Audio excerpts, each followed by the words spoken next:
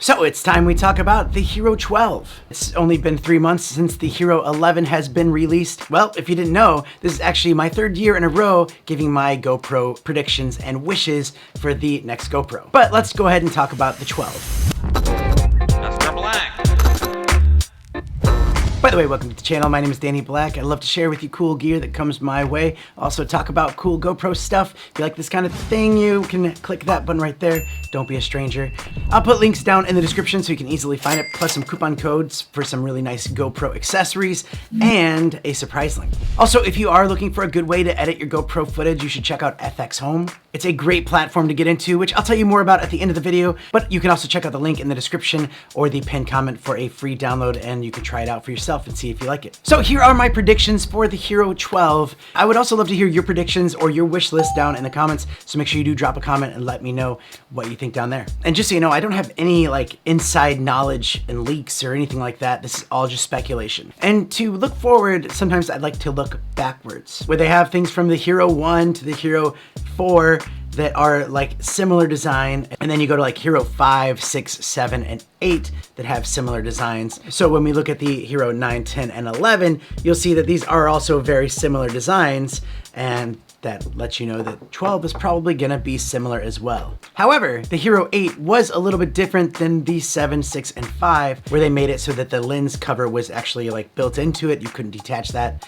They also made it available with a media mod, and just a couple of other small little things that they changed, which makes you also think they might change something on the Hero 12. I mean, it might look the same, but there might be some cosmetic differences on the outside. So one of the differences that I think might be a little bit far-fetched on this, I feel like they might go into built-in internal storage on the GoPros. So instead of a little micro SD card, they will just have built-in storage, which might make it better. And if you think about it, when people are using different kinds of cards, some slower, some older, that actually affects your GoPro. It makes it freeze, it makes it not run as smoothly. So it'd be better for GoPro to have its own internal memory built in. I would hope they wouldn't put 32 gigabytes. That seems very, very small, but I could see them doing 128 gigabytes to 256, realistically 64 gigabytes built in. But you know, they're trying to really push their cloud storage so that it doesn't really matter how much space there is. As soon as you get it to your Wi-Fi source, it will load it onto the cloud. Also, having said that, they could go into just built-in batteries as well. Maybe that would help with some overheating issues and things like that if you don't have any kind of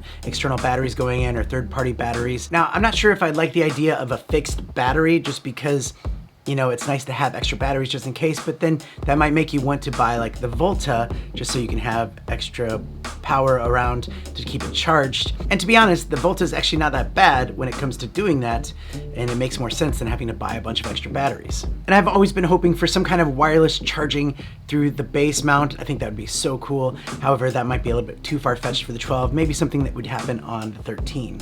I'm sure they're gonna improve their Hypersmooth again, giving it Hypersmooth 6.0. And I feel like in an odd way, they're kind of phasing out their max lens mod, because that came out in 2020 and they haven't really done any improvements to it. I mean, it's really cool, but since like the Hero 10 and especially the Hero 11, you can have a lot more of that stabilization with higher resolutions than just the 2K max lens mod look. But again, year over year, it just makes me wonder, why haven't they utilized the whole interchangeable lens thing? I feel like that's an easy cash grab. They can have macro lenses, telephoto lenses, not just third-party lenses that clip on, but something that they can use their software, like how they do the max lens mod. You have to turn on the max lens mod mode on your GoPro to make that work. So maybe the 12 can bring in some new lenses, but I feel like if they haven't done that yet, they're probably not going to do that now.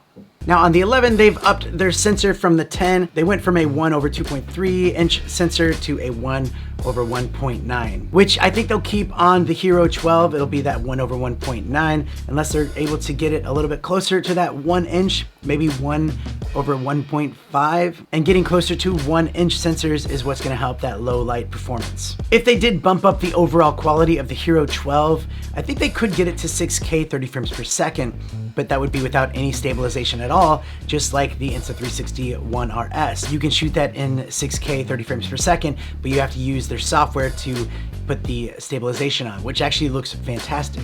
I still think we're gonna get some kind of better slow motion, like 4K 240 frames per second or 2K 480 frames per second, which on 4K that's 8 times slower, which would look really nice in that 4K quality. But even if they have to limit it to like 10 to 20 seconds, so like you get ready for your shot, you know it's coming, you hit record. Maybe it can be like a hindsight thing as well, so it kind of just recycles and then you hit record and it records it at that point for 20 seconds max. Because at 15 seconds, if you slow it down 8 times, that's 2 minutes of footage. With the 11, they also did introduce light painting, star trails, and some other internal effects. And I feel like they're gonna add some more on the 12 and maybe some extra filters that are built right into it. Also some better presets for time lapses and hyperlapses. Or they might be able to develop their app a little bit better and you can run those effects straight through the app. Now, one thing that I really would love to see on the Hero 12 is some kind of external wireless microphone. So it uses the Wi-Fi and Bluetooth inside, connects just to that wireless microphone, maybe 2 of them.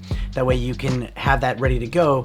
And something like that would be great for like moto vloggers. I've had a lot of moto vloggers contact me asking me which mic would work best. And to be honest, I don't know, man. It's a tough one because it's really annoying to have a media mod and then connect a wire to it. And even with wireless microphones, then you have to worry that one of them's on. I just think if they had a wireless mic that you can buy that connects directly to your GoPro, that would be huge.